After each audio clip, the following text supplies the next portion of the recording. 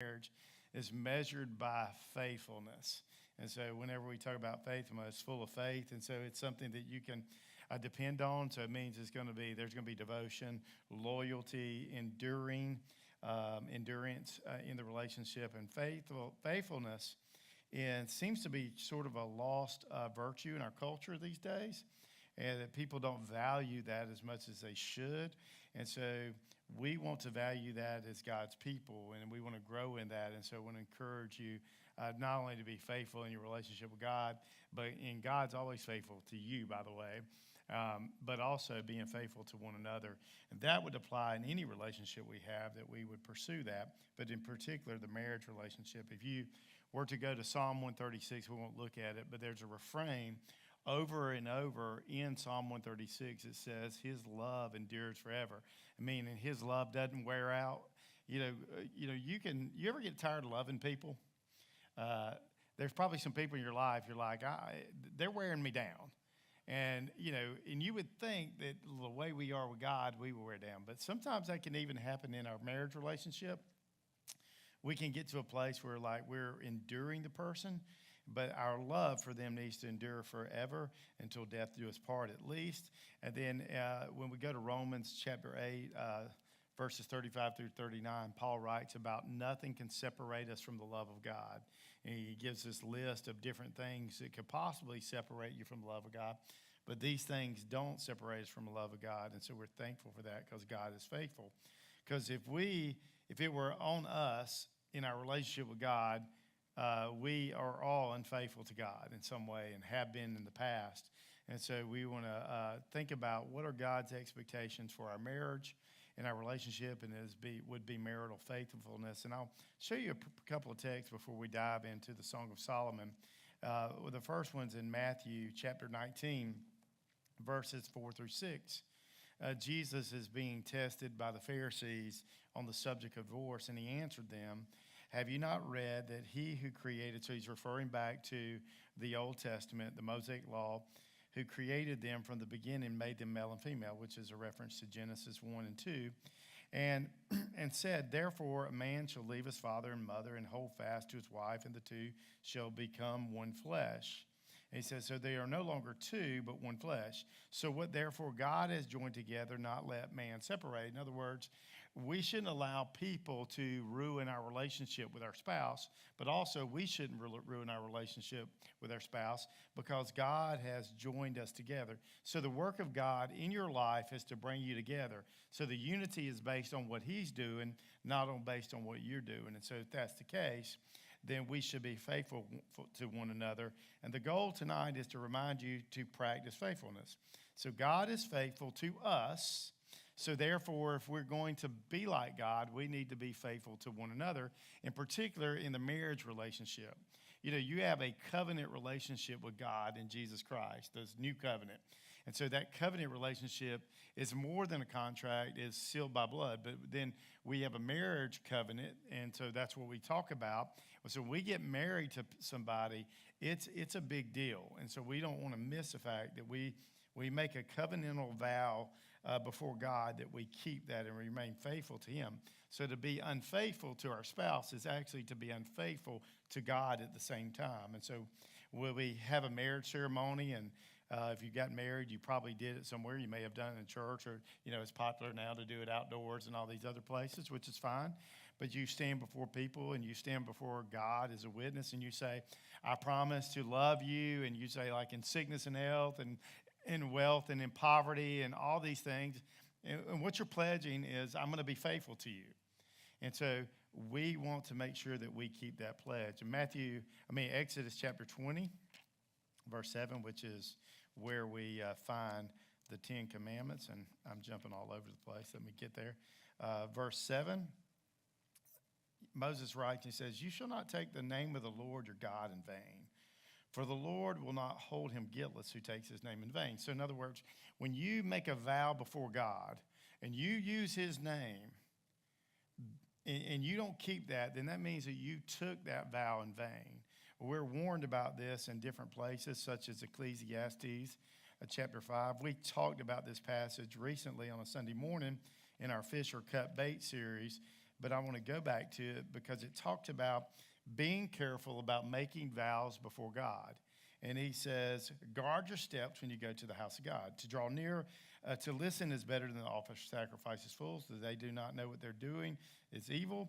Be not rash with your mouth, nor let your heart be hasty to utter a word before God, for God is in heaven, and you are on earth. So therefore let your words be few.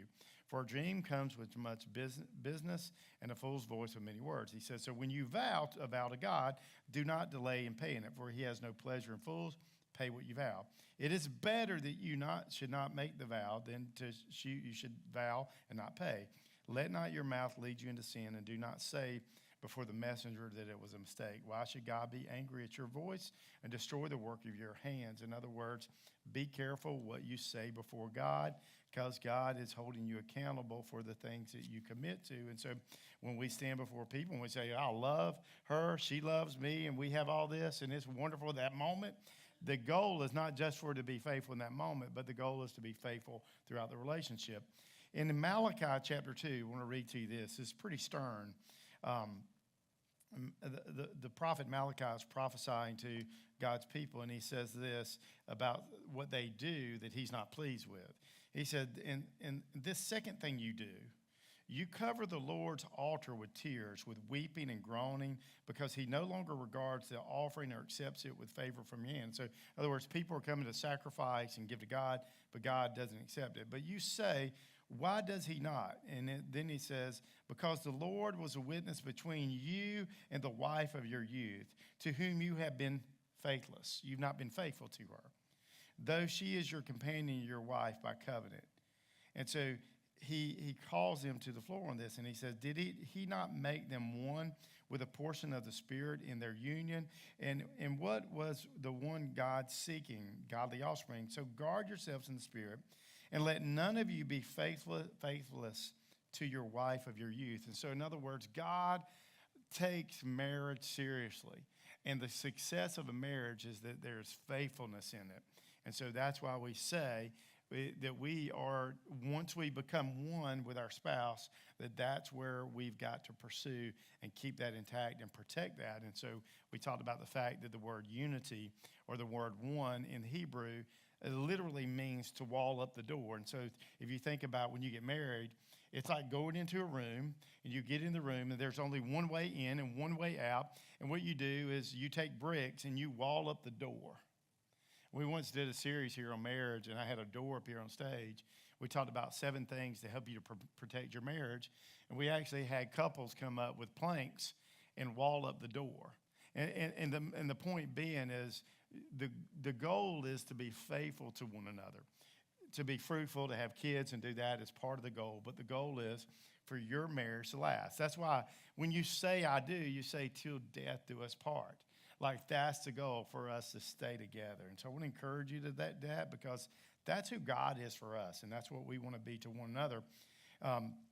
In the Old Testament, there's a word that you read is loving kindness, or you read it as mercy, but it's in the Hebrew, it's called chesed, and it means loyal love. It's a love that's strong. It's a love that sticks with you. And we've all had people in our life who said they loved us, but they didn't stick with us. They abandoned us, and they went to other places. And they have not been loyal to us, but God is loyal. And so if God is loyal, then we should be pursuing that same thing. So if you're going to have a successful relationship in marriage, you have to make faithfulness your goal. You got to say, we're going to stick this out. Come hell or high water, we are going to work this out. And that's why I like Paul when he writes about when you get angry with somebody, work that out. Don't let the sun go down on your anger, but like work it out. Like don't stay there, and don't become bitter with one another. Don't become negative. And so he encourages it that way. So if you haven't been here, we've been working our way through these 7 chapters. So we've gone through attraction. We've talked about dating. We talked about engagement. We talked about the marriage ceremony. We talked about the honeymoon. And right after the honeymoon, if you were here, they got in a conflict, because that's what happens. And then you go through the conflict, and then you work through the difficulty of that. And so as you move through your marriage, you have illusion, and then you have marriage, and then you have honeymoon, and then you have disillusionment, and then you eventually get to commitment. And most of the time, when most relationships, that's where we struggle because we enter to a relationship and there's an illusion of how great it's going to be, and then reality sets in and we get disillusioned. And if we don't work through disillusionment in our relationships, especially the marriage relationship, we don't get to commitment, we miss out on what God's doing in our life because God has created marriage for our happiness, but He's also created it for our holiness. And so when we end chapter 8, this is about what it means to love somebody, and it means to stick with them to the end. And so that's where we're going to start. So Song of Solomon, chapter 8, verse 1. It starts off with this weird comment that she makes that, like, when we read it, you're going to go like, yeah.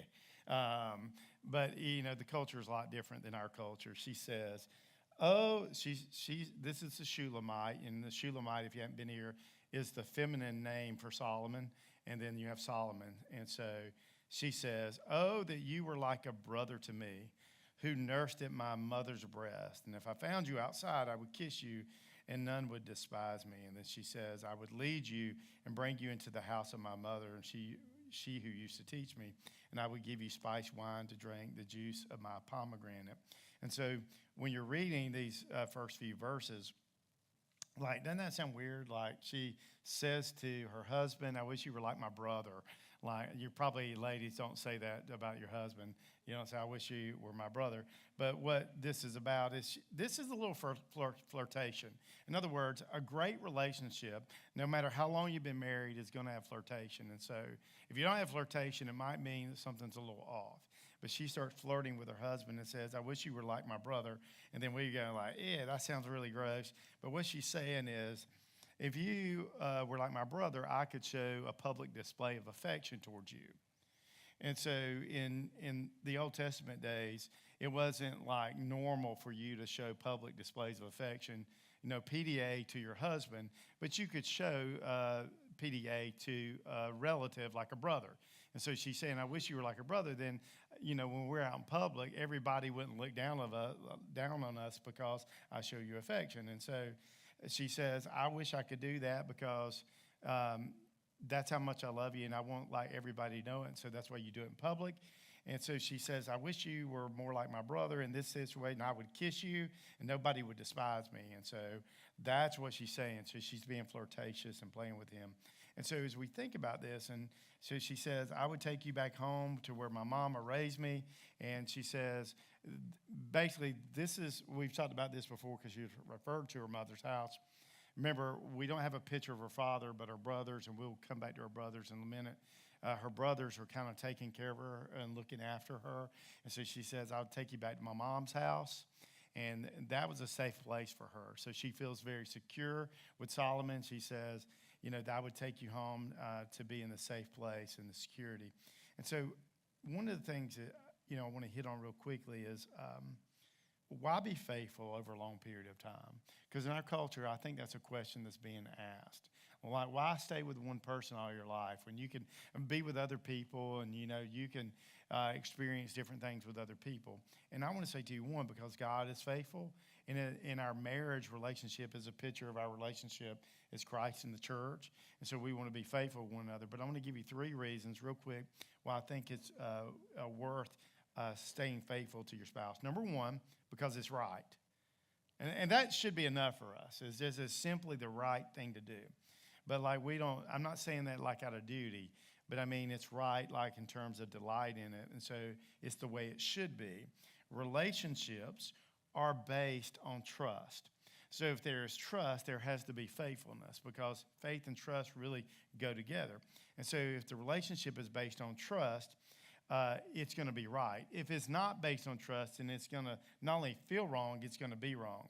When we are unfaithful in our marriage relationship, it destabilizes the whole relationship. When we are unfaithful with our spouse, it kills the relationship. This is why adultery is such a big problem. And it's why, like, if you think about, of all the things that God could have put in the 10 Commandments, I mean, he put that in there. Like, he could have put a lot of things. There's like 603 other laws in the Old Testament. But when he like took it down to 10, he put do not commit adultery in there. Like, in other words, don't be unfaithful to your spouse. And so if you've ever looked at the Ten Commandments, you've got the first four that are our relationship with God, because that's primary. And then you move into relationships with other people. And it talks about not killing people. And then it gets, to coveting. So it kind of starts with something that you would do all the way down to the way that you have an attitude to other people, even to the point of coveting another person's wife. And so it's such an important thing that when God gave Moses the Ten Commandments, he said, I want you to be faithful. And so adultery is such a breach of the contract.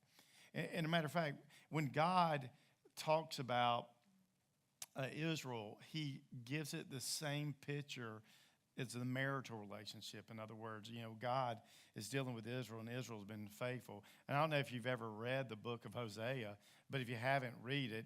It's really interesting because Hosea is a prophet to the nation, and he's told to marry this woman named Gomer, which is, your first red flag if the woman's named Gomer. And so he tells him to marry her, and then she's unfaithful to him. Like, not just once, not just twice, but 3 times. And so who better to speak to the nation of Israel on the behalf of God than the one who has experienced this? And so, but God wants us to live in right relationship with him and with each other, and that requires faithfulness. And number 2, it's refreshing. In a world of unfaithfulness, we are looking for people who are faithful to us. And if you think about the world we live in right now, it's like a desert when it comes to faithfulness, because we don't see a lot of it. We see a lot of people being faithful to themselves, but we don't see a lot of people being faithful to their spouses. And so when you are living the marriage relationship, it's refreshing in your life, but it's also refreshing to other people.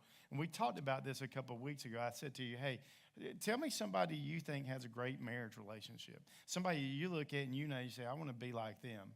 And most of us, if we're honest, have a hard time coming up with a list. If I told you to name 5 couples, you may not be able to come up.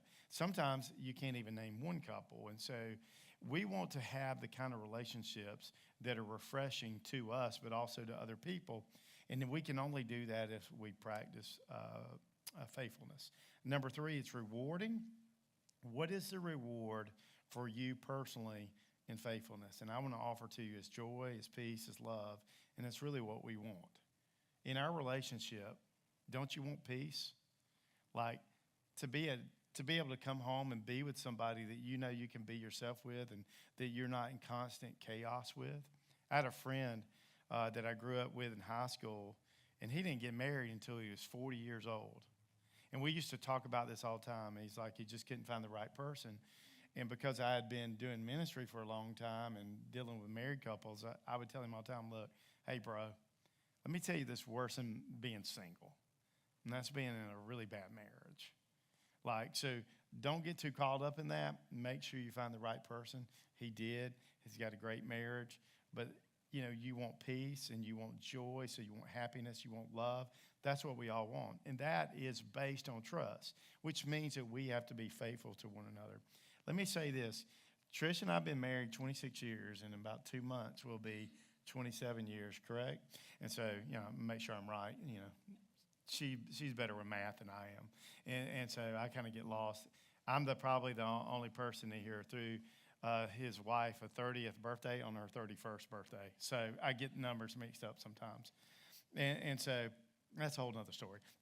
But, man, I'm thankful that Trish and I have been together for 26 years, going on 27 years, and that there's faithfulness. Now, let me say this. Now, the faithfulness that we enjoy is not something that we produce on our own. It's following God's word, listening to his word, letting his Holy Spirit lead. Because, look, we both can be difficult to live with. And so if we're going to make it through together, we've got to be keeping Jesus first in our life so that he can help us to live with one another, because we're all sinners, so we're therefore all somewhat incompatible with one another. And so we're going to need grace, which Jesus gives us. So we need, like he talks about, Paul writes, and he talks about in Ephesians, husbands, love your wives as Christ loved the church. Because sometimes you don't feel like loving your wife like that, sacrificial and in service.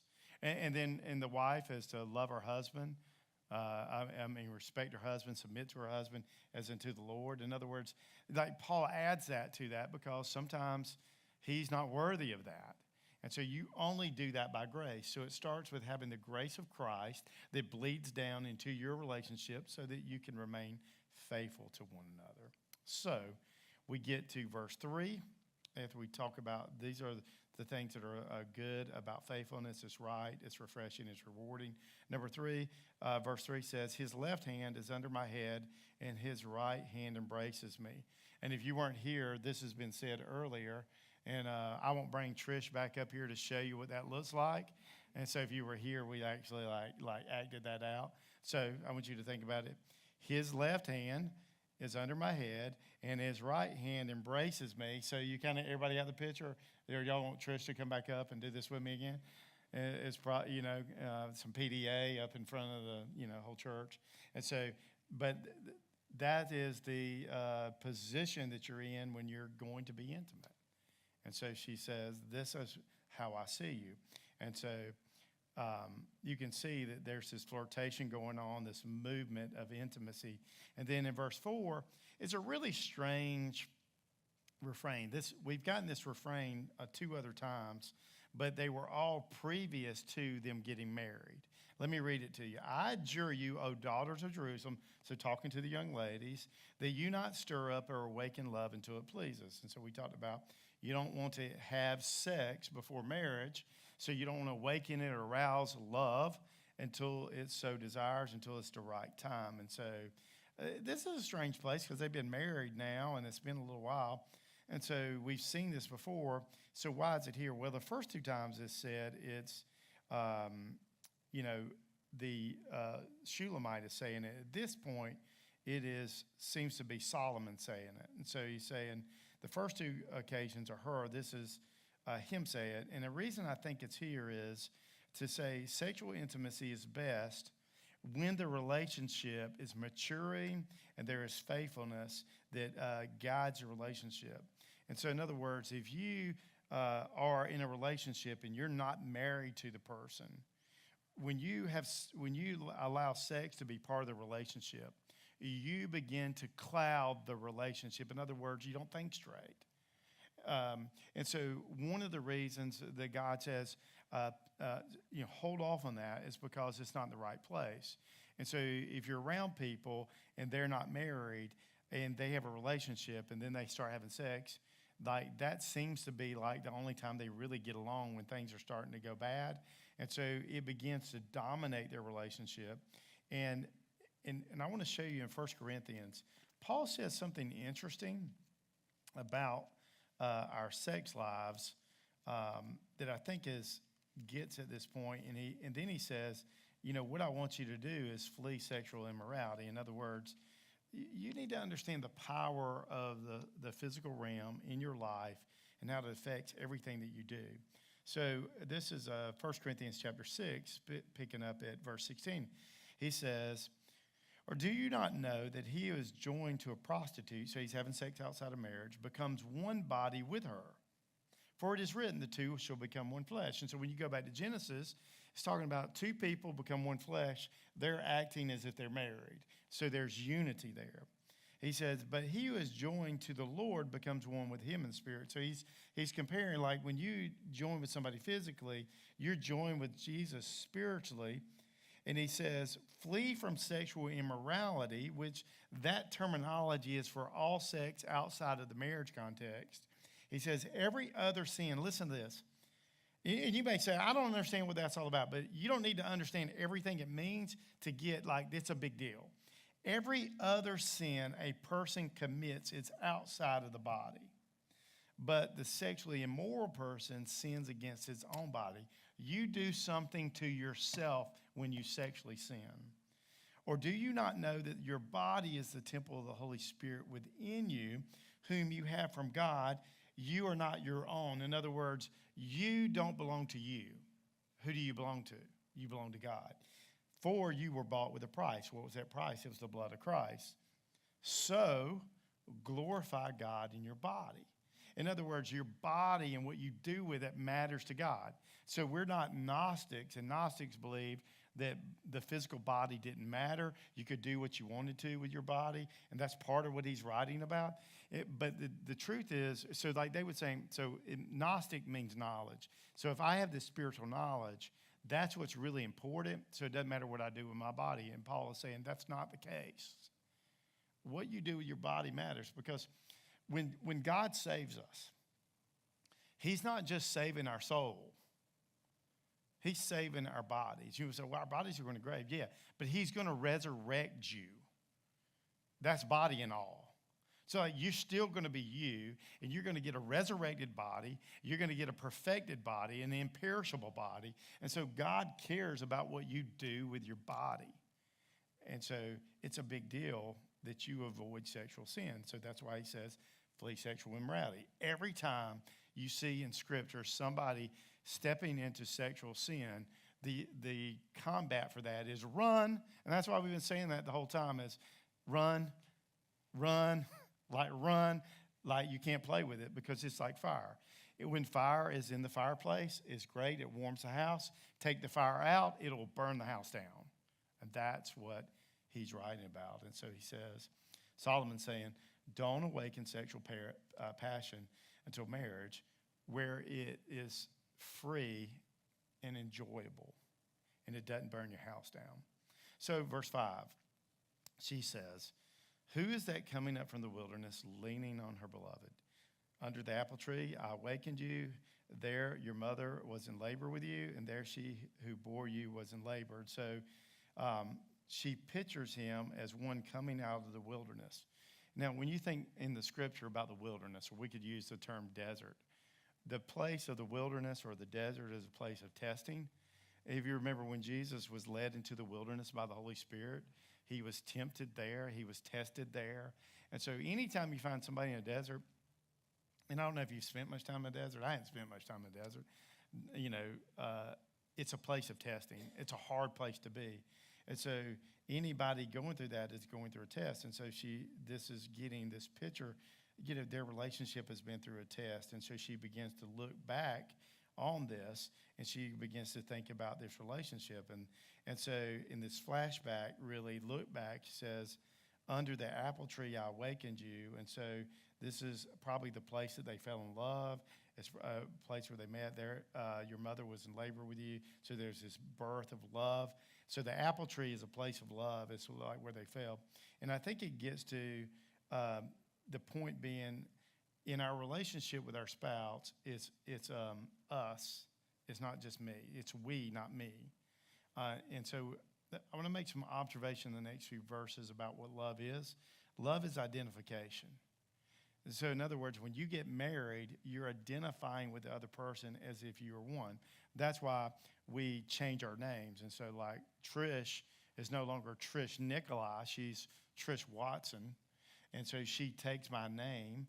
And so we are one. And so now, if you know Trish around town, it's more like, it's Trish, and then I'm Trish's husband, and that's my identification. But like your identity changes because you're in this relationship. And so it becomes us. It becomes we, not me. Matter of fact, when I was looking to be a senior pastor, I was candidating at different churches, and one of the churches that called me to see if I would come be their pastor was in Sugar Land, Texas, which is a really cool name for a city. I'm not down in Douglas, but I'm saying Sugar Land's a pretty cool name. And that should make sense because the person in Sugar Land that sings in Sugar Land is from Douglas. But like, I got an opportunity to go out there, and when they called, they were like, we want to bring you out and listen to you preach and see if we want you to be our pastor. And they didn't after I went out. But anyway, that's another story. But when we had the conversation, I remember they were like, we want to bring you out. And I was like, well, is Trish coming with me? That's my wife. And they were like, no, we're just going to bring you out. And I was like, no, you're not just bringing me out, because it's not just me coming. And so I need to bring my wife out with me. I don't need to bring the boys, but I need to bring the wife, because we're one. Like, I'm not making this decision on my own. We're making this decision together. And that's because we are one. We're two, but we're one. And you have to remember that in your relationship. And love is about identification. And so, talked about the fact that about the mother being in labor. Also, I would say to you that love is painful. Love's hard. Anybody discovered that? Don't raise your hand. But if you get married, it's going to be some difficulty. It's going to be hard. Because it's going to, in order for us to love one another, there's going to have to be sacrifice and service. Matter of fact, when Paul writes in Ephesians chapter 5, and he's writing to husbands, he says, love her like Christ loved the church. Like, I always get this conversation with, spouses, or like when they're engaged and they're like, we get to this point in premarital counseling, wives submit to their husbands, and they don't like that. And I'm like, actually, I think I might like that better than what I'm called to do. So I'm going to love you like Christ loved me. So how did he love me? He sacrificed his life for me. He serves me. Like, that doesn't come natural to me. And when it says, like Christ loved the church, what did he do for the church? He died on the cross for the church. So what are you called to do? I'm called to sacrifice, and so that means going to be some suffering in our lives, some difficulty in our life. And I don't mean just getting along with each other, but I mean you have to make hard decisions. If you want to protect your marriage, you have to do certain things. You have to sacrifice some things that you don't really necessarily might feel like you have to sacrifice. I remember years ago, when Trish and I got on Facebook, I had a person that I used to date, and I dated for a long time, had sent me a friend request, and we had just probably not the best situation to be friends with people you used to date. And so I had to send her a message. And when you're a pastor of a church, sending somebody a message that you won't be their friend on social media is not cool. And it's like I was struggling with that. There's people you probably go, I don't have to friend them, so but this person knows I'm a pastor. And this person actually is a Christian and just an incredible person. But you have to do some hard things. You have to make some sacrifices. And, it's compared to having kids. Now, I didn't have any kids. Trish had kids. We had kids together, but she did all the work. It's painful. If you're going to have a relationship of love, it's going to be painful sometimes. So next verse. Verse 6, set me as a seal upon your heart, as a seal upon your arm. For love is strong as death. Jealousy is fierce as the grave. Its flashes of fire in the very flame of the Lord. And so what we see is a seal over your heart, a seal over your arm. And so a seal would be something that you put on something to mark it. You could put it on a stone, or you could put it on different things as a mark of ownership. In other words, if you put a seal on, if the king put a seal on a letter, it's sealed and say, this is my letter. It means do not open it unless you have authority from the king. When Jesus died and they put him in the tomb, they put a Roman guard there and they sealed up the tomb. In other words, you don't break the seal unless you are with the government, like you've been authorized. And so this seal on the arm is we got married, and our relationship together is permanent. So love is permanent. So you don't go into the marriage relationship and go, we'll just stay together, and if it doesn't work out, it's okay. In other words, if somebody comes in my office for premarital counseling and say, we're going to do a prenuptial agreement, then I ain't doing your wedding. Because you're already planning to fail. And if love is permanent, marriage should be permanent. That doesn't mean they're all going to work out great and never get a divorce because I do their premarital counseling, because that's not the case. But at the end of the day, the goal is in the very beginning to be faithful and for it to be permanent. It's like a seal. It's like a tattoo. It's like a brand. Whenever I do a wedding, there's a moment I work in there where I get them, they give the rings and they slide it on. They're kind of standing there. They're kind of happy about it. And then I have them put their hand in my hand. I tell them, look at the rings on your hand. And then I say to them, you bear the mark of a married person. And I'll say to them, you are no longer free to live as you please, because you've been branded, you've been sealed. And don't forget that. Some people now, they're not actually getting a ring, they're getting a tattoo. It's a tattoo, it's a seal, it's a brand. And so keep that in mind. That's the heart So it's right here. It's where you love, and as the arm is the strength. And so it's the power to protect your relationship. And then it says, for love is strong as death. And so let's talk about love is possessive. And so death, whenever death takes a person, it does not let them go. The only death that occurred where death let the person go was when Jesus rose from the dead, or if Jesus resuscitated somebody. That's how strong death is. It takes the power of God to take someone from death to life. And so when it says, it's kind of a strange, imagery for love is as strong as death. It means it's possessive. Jealousy is fierce as the grave. It's possessive. And so what we discover about love is that it is a holy jealousy. And so like there's a right way to be jealous in your relationship and a wrong way to be jealous in your relationship. It's a holy jealousy. God is jealous. That's his words, not mine. Exodus 20, verse 5 says, you shall not bow down to them or serve them. Talking about idols. For I, the Lord your God, am a jealous God. And notice, if God is jealous, he ain't unholy about it.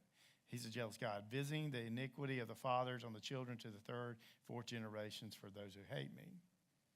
And then in Deuteronomy 4:24, for the Lord your God is a consuming fire, a jealous God. And so we see that jealousy is a part of this. And then Paul writes in 2 Corinthians 11:2, for I feel a divine jealousy, a holy jealousy for you, since I betrothed you to one husband to present yourself as a pure virgin to Christ. So we see that there's such a thing as holy jealousy. So love is possessive. It takes you captive. And so that's how the relationship in marriage should be. I'm jealous for Trish. Ever since we got serious, I'm pretty jealous of that. I'm pretty protective of her, pretty possessive. She seen me get mad this was when we were engaged, I think. We were in Dallas, and some guy come up and talked to her, and he started touching her hair. And I told her, I said, well, and he only had 4 fingers at the point. I said, hey, you need to tell 4-Finger Freddie if he wants to keep the rest of them, he better not touch her hair again. And so I can get a little possessive. I had a kid come in my office these are not great moments, but I'm jealous for her. So this kid come in my office, his teenager, when I was a youth pastor, and we were kind of joking around. And he picked up her picture and he said, your wife's ugly. And I shot around the desk and I slammed him up against the wall and told him, I won't say what all I said, but I just said, you better not say that again. And so I'm like a consuming fire. And so I will burn you down. And so, and we're good now. So, but, it's okay to be possessive when you're married. I don't mean like a weird, unholy possessiveness. I mean, she is mine, I'm her. She should be possessive of me. I should be possessive of her. Protect your marriage. So also says, many waters, verse 7, cannot quench love, neither can floods drown it. And so what we see is love is persevering. Love goes the distance. And that's what we want with other people. And so things can try to quench your love and drown out your love for one another. And so, we want a love that can swim, that doesn't drown when the water dries. And I was making a list of some things that can make the waters rise. Your kids can try to quench your love. And I don't know if you thought about that. Your kids are little sinners. I don't know if you knew that. They are. I don't care how great your kid is, a little sinner, or she's a little sinner. And they conspire to work against your relationship because they want to be the center of your relationship.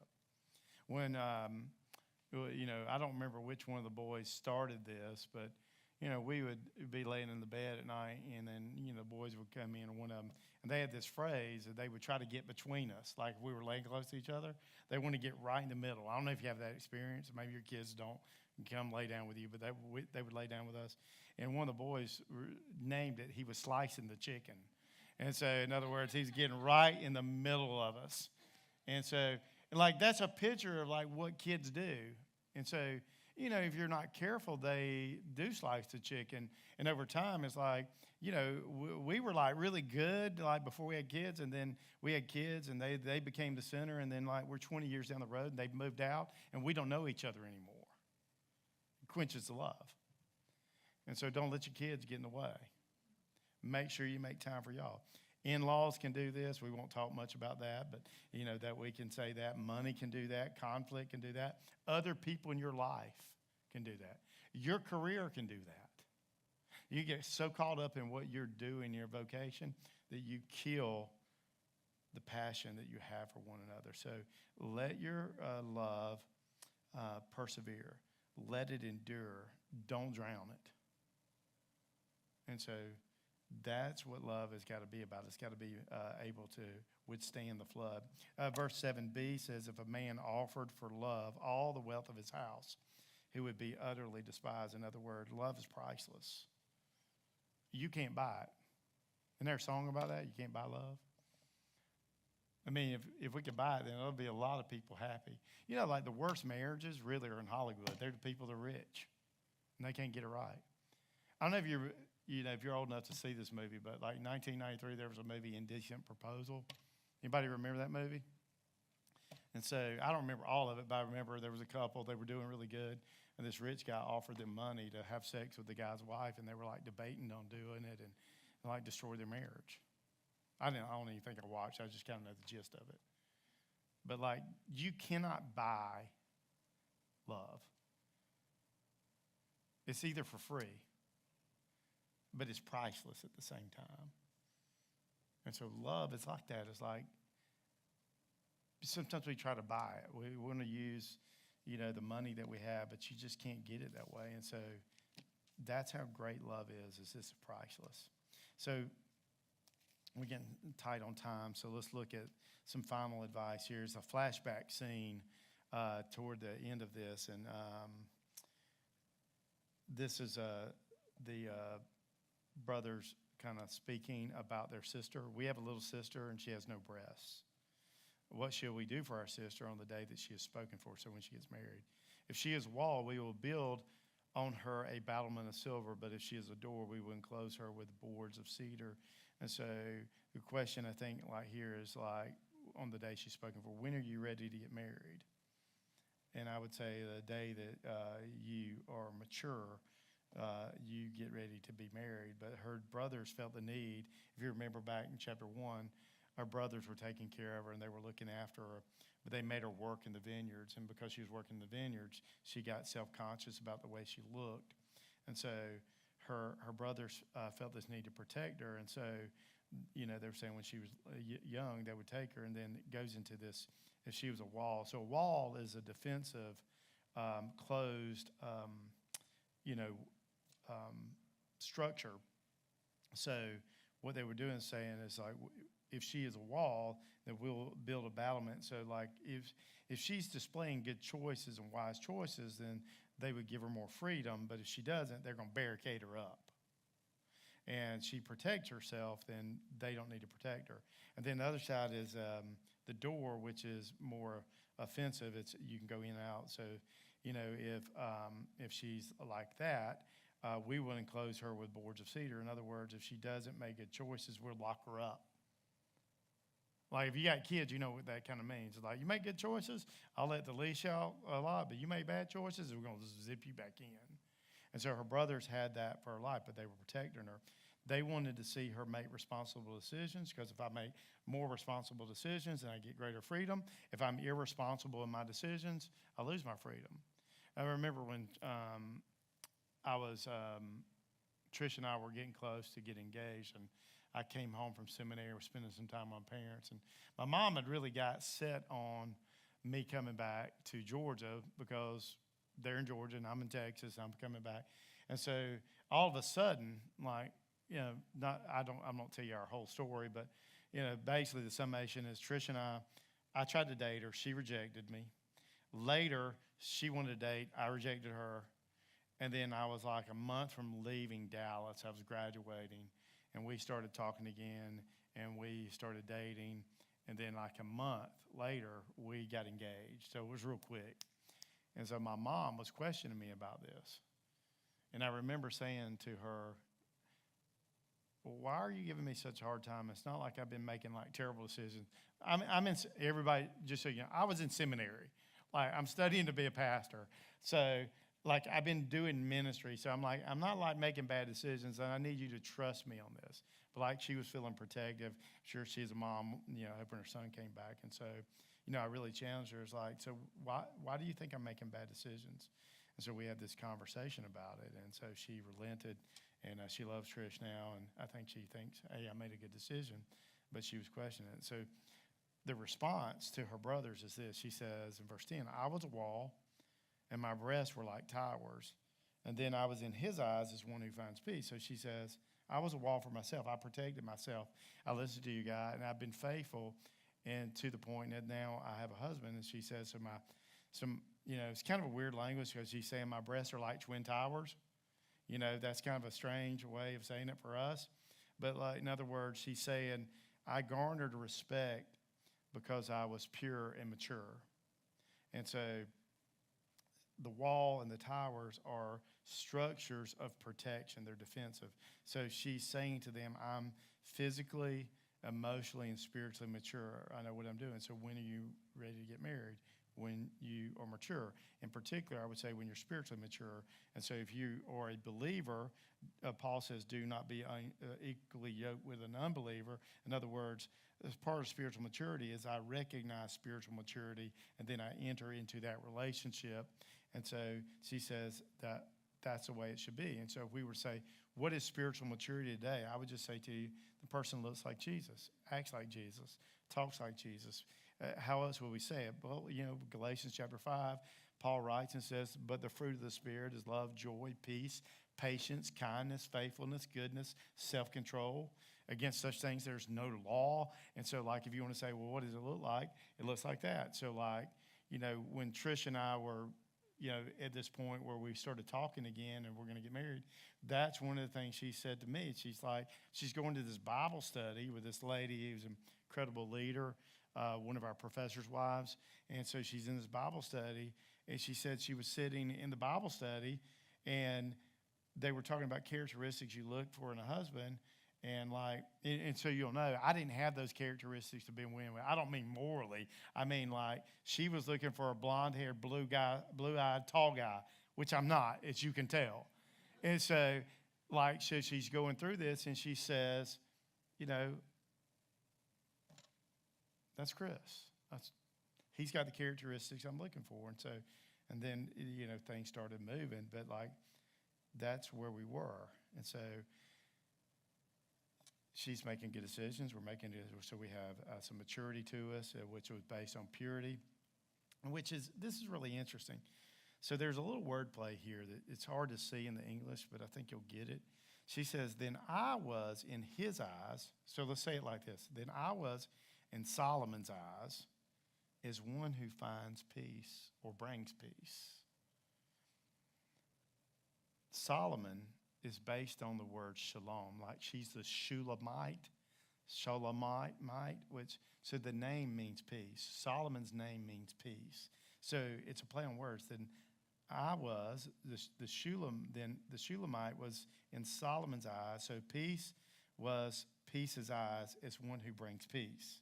Like this is play on words, so this shalom. And if you know anything about the Hebrew, shalom is the blessing of God on somebody's life. And so when you would leave somebody, you would say shalom. And so it's this offer of peace. Jerusalem is the city of peace. And so you have this picture of this peace because they have purity in their relationship. And so there's contentment, there's wholeness. And so she's saying, we're at peace with each other. And when we're together, we bring each other peace, which is what a great relationship should be. And so what does Jesus bring to you? He brings you peace. And so faithfulness produces peace. So if I were to ask you, what does unfaithfulness produce? It creates chaos. It creates storms. It undermines everything. And so that's why faithfulness is our goal. And so then she says, Solomon had a vineyard, and I think this is a flashback to when they first met. Solomon had a vineyard at Baal Hamon. He let out to the vineyard to keepers, which I think seems to, so because she's talking about past tense, that this was maybe her brothers that we refer to were taking care of, and they were making her work in the vineyard. Each one was to bring for its fruit 1,000 pieces of silver. And so, in other words, they had to pay Solomon for what they got out of the vineyard. And then she says, my vineyard, my very own, is before me. So it's like this is her body. It's reference. You, O Solomon, may have 1,000, and the keepers of the fruit 200. So she's saying, like, this is my body. And, like, so remembering back to the past that we probably met in the vineyard. My brothers had me working there. He met her that. So they go back to the past story, which, let me say this. I think it's important. So if you're married, don't forget your story, how you met, how you first fell in love. There's something good and fun about that. Like we did a series here years ago, and at the beginning, I think it's actually we're doing Song of Solomon. So one of the things I did in the first 5 or 10 minutes, I would have a couple in our church come up and tell their story about how they met, how it all worked out. And like when you hear other people's story, isn't it so intriguing how God works? And like a lot of times they didn't like each other, or like, things, it's like very seldom do you hear the story like we saw each other and it was just love at first sight. And then you got people like now who meet on the internet. We were on a dating site. Yeah, I mean, there are all kinds of stuff. But like God is working. But like when you go through that story, it should remind you of the love that you felt in the very beginning. And I think that's an important thing. Like in every time I do like a ceremony, that's one of the things I try to remind them is like, remember the love that you feel for each other right now. Because I think it's good for us to go back to that and revisit our past story. And so she's saying, this is Solomon, and her response is, I have my own vineyard and I give myself to him. And so we're going to end with this because this is where the book ends.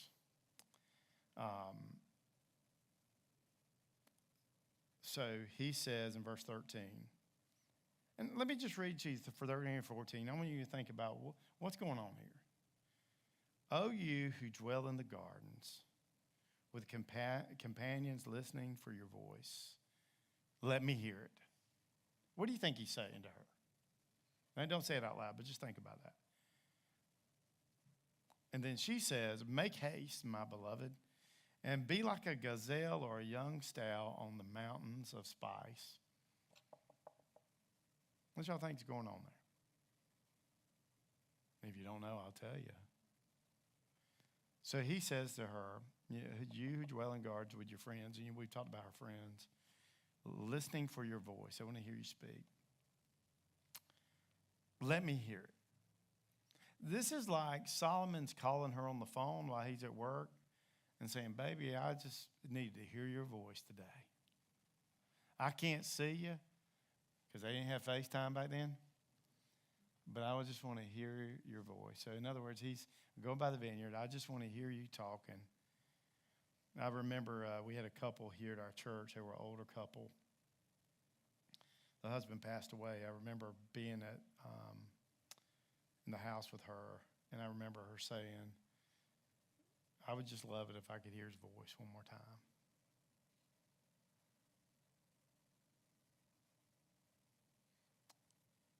He's saying, baby, I just want to hear your voice.